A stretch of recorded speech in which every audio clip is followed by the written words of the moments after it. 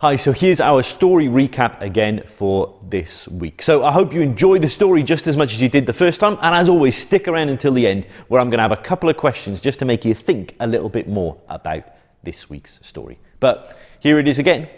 Enjoy. So our story this week is all about a lady called Esther, and as you can see, it says there, she saved the lives of millions. Isn't that amazing? One person saving so many people. But let's have a look and see what our story is all about. It actually starts with a king called King Xerxes. It's a bit of a strange name, isn't it? You don't hear that name very often nowadays, but that was his name, and he was king of a land called Persia. And he had a queen already, a queen called Queen Vashti. But the king wasn't happy with Queen Vashti at the beginning of our story. You see, he'd asked her to come to a banquet with him, and she'd said, "No, I'm not really interested. I don't want to go." Well, that wasn't what you did to a king. Even though she was the queen, she still wasn't allowed to do that. The king was so unhappy, he decided he was going to get a new queen. So, all of the beautiful single ladies in the land were invited to King Xerxes' palace. And they were going to spend a whole year getting themselves ready for the king to choose who was going to be his new queen. It seems a bit strange to us now, isn't it? But that was a normal thing for them to do back in those days. Now, one of the ladies that went to the palace was a woman called Esther. Now, she lived with her cousin called Mordecai. Now, neither of them were originally from Persia. They were both part of God's special family here on earth, the Jews. And actually, they were part of the Israelites. But they lived in Persia because they'd been taken there when they were much, much younger. And Esther had to go to the palace. And as I said, she was there for a year, going through lots of different beauty treatments and trying on new clothes and that kind of thing, getting ready for the end of the year when King Xerxes was going to choose who, out of all the women that had been brought to his palace, was going to be his new queen. And so, at the end of the year, everyone was brought before King Xerxes, and he decided that the most beautiful woman out of all of them was actually Esther. He was so happy with Esther, he decided that she was going to be his new queen. Wow. From where she lived before with her cousin to suddenly now living in the palace and being the queen, this was a major change for Esther. But she knew that God had a plan behind it, and she just had to trust God and see what that was going to be. Well, a little while later, her cousin Mordecai was on duty at the king's gate, and whilst he was there, he heard two people talking about how they were planning to plot to kill the king. Mordecai was really worried. He thought, I need to tell Esther. I need to get a message to her. So he got a message to Esther and said, Esther, tell the king what is going to happen, or otherwise the king is going to be killed. Esther did just that. She got a message to the king. The king's life was saved, and Mordecai was a hero. Well, time passed on, and one of the other king's officials got promoted, a guy called Haman, and he was second in command to the king himself. And all of the king's officials were meant to bow down to Haman. But when Haman wandered by, most of them bowed down. But as you can see, Mordecai didn't. Because you see, Mordecai trusted and followed the one true God. And he knew that no one should bow down to anyone apart from to God himself. And so he refused to bow down to Haman. And this made Haman very, very angry. He really hated that Mordecai wouldn't bow down to him. And so he decided to do something about it. Now, Haman knew that Mordecai was a Jew, and that was why he wasn't bowing down. So actually, he got the king to pass a new law.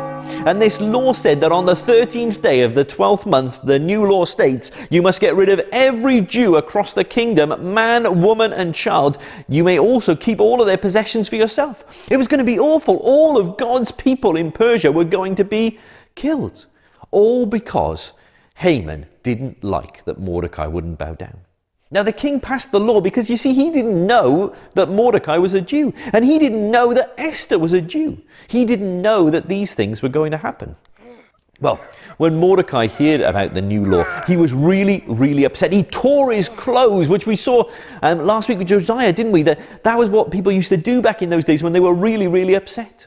Mordecai thought, I'm sure that this is why God has made Esther queen, that it is for just a time like this that she will be able to save everybody. And so Mordecai was really, really sad. And Esther found out that he was really sad, so she sent messengers to him to find out what was going on. He explained to her all about the new law and said to her, I think that you need to go before the king and tell him to change the law to protect our people. Well, Esther was really scared. You see, even though she was the queen, she didn't necessarily get to see the king that often. She was only able to see the king when the king invited her to come in. And actually, if she went before the king when she hadn't been asked and he didn't raise his gold scepter, then actually she would be killed. And she said, well, the king hasn't asked for me for more than a month. What am I going to do? But Esther realized that actually, even though it was risking her own life, she needed to go before the king to try and save God's special family here on earth. And the Bible tells us that there is no greater love that someone can show than to give their life for their friends. And actually, Esther was willing to do that, wasn't she? She was prepared to risk her life to save God's family here on earth. But even more amazing than that is that God, as Jesus, didn't just risk his life, but actually gave his life so that anyone who puts their trust in him could be saved. Just like Esther was hoping to save all of God's family here on earth, Jesus came not hoping to do it, but knowing that what he did on that cross would save everybody who put their trust in him. Well, Queen Esther went before the king. And she was worried. If he didn't raise his gold scepter, then she would be killed there and then. But the king looked up. He saw his beautiful queen and he raised the scepter and said, Esther, my wonderful, beautiful queen. Oh, it's been so long since I've seen you. Please come in. What can I do for you? And Esther said, King, I want to make a special meal for you, a special banquet for you and for Haman. Seems strange, didn't it? Why didn't she just say straight about the law? But you see, Esther thought this would be the best thing to do. The king said, oh wow, I get a visit from you, my beautiful queen, and you want to cook me an amazing meal. Of course, yes, I'll tell Haman to come, put his best clothes on and come tonight. Well, that's just what happened. A beautiful meal was prepared. Haman came and the king was there. And Haman was so happy because he thought, oh, wow, the queen really likes me. This is really special to be at a meal with a king and the queen. This is amazing and incredible. Well, as the meal was going on, the king turned to Esther and said, Esther, tell me, what is wrong? What do you want to tell me? Esther said, King, I don't feel it's right to tell you just yet. I know. Why don't you and Haman come back again tomorrow? I'll prepare another beautiful banquet and you can have another meal with me. Sure, said the king. That sounds like a good idea. Haman thought, this is amazing. 2 meals with the king and queen. Oh, I must be really special. The king really loves me and the queen thinks I'm amazing as well. But as he was leaving the palace, he walked past some of the king's officials and they all bowed down. Well, all apart from Mordecai. And Haman again remembered, just how much he hated Mordecai and how he couldn't stand him.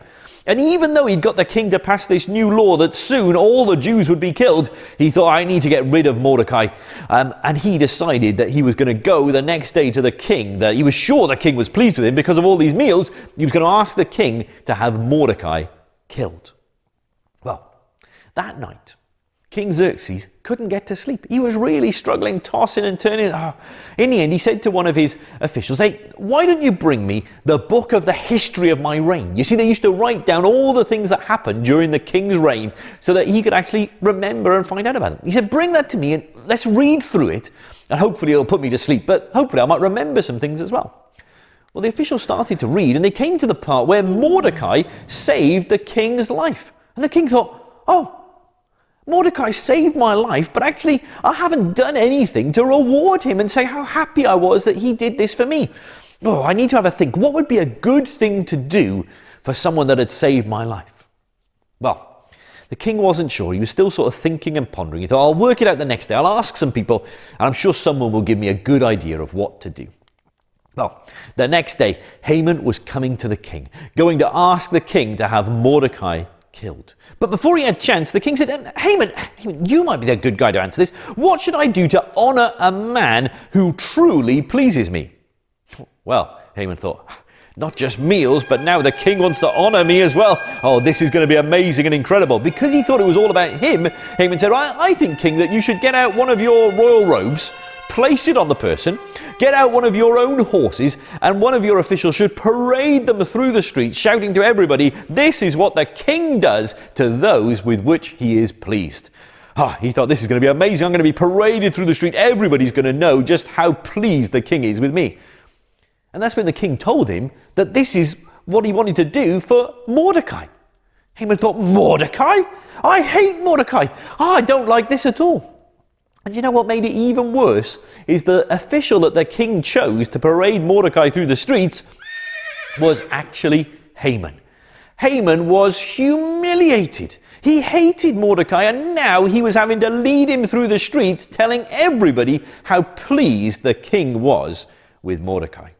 Well, Haman was really unhappy, but he thought, well, at least I've got this meal tonight with the king and queen. That will be great. And so he went to the palace, and again, Esther had sorted out a beautiful banquet for the king and for him. He was so happy. But then partway through the meal, the king said, well, Esther, beautiful, wonderful Esther, please tell me, what is it you really want? And she said, King, someone is trying to kill me and all of my family, all of God's family here on earth, the Israelites. Well, who could it be, said the king. I'm outraged that someone would try to kill you and all of your people. It's Haman, Esther replied. The king was furious. I'm sure that there would almost have been steam coming out of his ears. He was so angry. He stormed out of the hall as quick as he could. Haman was really worried because he knew that now the king was probably going to have him killed. He grabbed hold of Esther and was begging her, please Esther, please speak to the king. Please beg for my life. I didn't realize that you were one of the Jews. I didn't realize that it was going to mean that you would be killed as well. The king came back in. He saw Haman with his hands all over Esther, and he was even more angry than he'd been before. And the king ordered that Haman be taken away and killed, and he called for Mordecai to be brought in because he realized that actually Mordecai was the kind of guy that he wanted to be his second in command. But Esther said to the king, she said, King, the law is still out there saying that all of the Jews are going to be killed on this day. King, please change the law. The king said, well, I can't change the law. I don't know what to do. And then him and Esther and Mordecai spoke, and they came up with a plan. They passed another law, and they sent it out to all the regions. And it said this, the new law states all of the Jews have the right to assemble, which means to come together and to protect themselves from their enemies. And they are able to keep all the possessions of their enemies. It was like the same law again. And hopefully they hoped that it was going to just mean that no one was going to get hurt and everything was going to be okay. And after that, the king decided to promote Mordecai. Mordecai was promoted to being prime minister, the role that Haman used to have. He was second only to King Xerxes himself. And all of the Israelites throughout the land were saved because Esther was willing to risk her life for her people. And as we said, she risked her life for her people, but she didn't actually have to give up her life. But actually, God himself saved even more people by coming as Jesus and giving his life, so that anyone who turns and puts their trust in him can be forgiven of all the things they've done that are wrong, become part of his family, and one day get to be with him forever in heaven. Esther was used by God to save his family here on earth, but God himself came as Jesus to actually allow anybody who puts their trust in him to become part of his family forevermore, which I think is the most amazing and incredible thing ever. Well, I hope you enjoyed that story just as much as you did the first time, if not even more. Well, here's a couple of questions just to make you think a little bit more about this week's story. So, first of all, God had a plan behind it all, didn't he? Why did God make Esther queen? What was her purpose for being queen? Secondly then, when Esther was going to go before the king, before he'd called her, what was she risking? What could potentially happen if the king wasn't pleased about seeing her? And lastly then, we said that Esther did that to save all of God's family here on earth. But what did God himself as Jesus do in order so that anyone who puts their trust in him could become part of his family if they put their trust in him? Well, I hope you enjoyed that. If you're unsure about any of the questions or you have different questions, always message us. We love to hear from you. And we look forward to seeing you in Big Fish Kids Club next week. Bye.